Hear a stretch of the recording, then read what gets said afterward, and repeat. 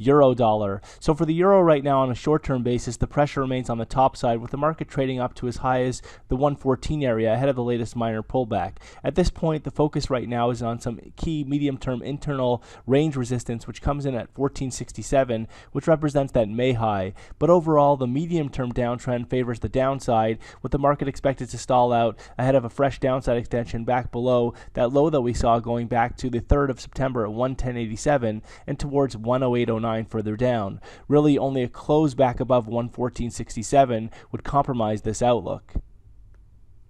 Sterling dollar. So cable has put in an impressive recovery in recent sessions, though the market is now showing signs of stalling out after trading up to as high as the 153.83 area in recent trade. At this point, look for a lower top over the coming sessions ahead of renewed downside back towards recent lows that we saw, which came in around the 151 area, below which exposes 150.90, and then below there, psychological barriers at 150 further down. At this point, really only a close back above 155 would compromise the immediate short-term outlook, bearish outlook.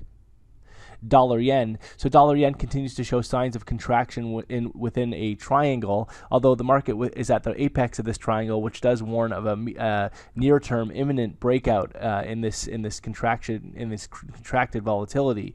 Given the breakdown that we saw back in August, a lower top is favored at 121.74, which would suggest that the break should go to the downside, with the market seen retesting that extreme August low at 116.12. At this point, only back above 121.74 would shift the current bearish outlook for dollar yen. Euro Swiss. So Euro Swiss continues to chop around over the past several days, though the market is within a recovery structure and is trying to trade higher back above recent highs at 110.50 towards the next objective at 112 further up. At this point, any setback should continue to be very well supported, with only a break back below 107.14 to compromise the recovery outlook for Euro Swiss. Aussie dollar. So Aussie has seen some impressive gains in recent trade, with the market recovering out from those recent multi-year lows just shy of 69.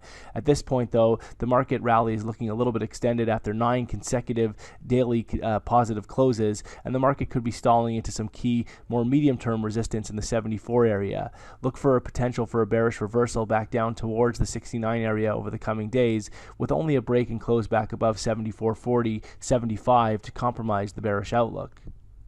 Dollar CAD. So dollar CAD is finally seeing a bit of a bottom after undergoing a well overdue and intense correction lower over the past several days, after trading up to fresh 11-year highs just shy of 135 at 134.57.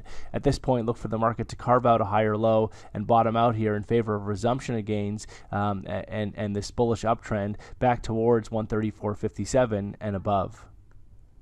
Kiwi dollar. So Kiwi has also put in an impressive recovery rally over the past several days, with the market trading back up towards some key medium-term resistance in the 67-69 area.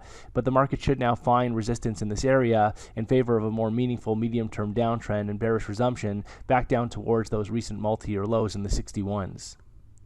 SPX 500. So the S&P 500 has rallied up in recent trade, though after the breakdown that we saw in August, there are signs of a major structural shift here. Look for a lower top in the 2020 area, with ultimately only a break back above 2050 to compromise this outlook. For now, key support comes in around 1970, and a break back below this level will be required to put an acceleration to open an acceleration back towards the downside. Again, only a close above 2050 would compromise the newly adopted bearish outlook in the S&P 500.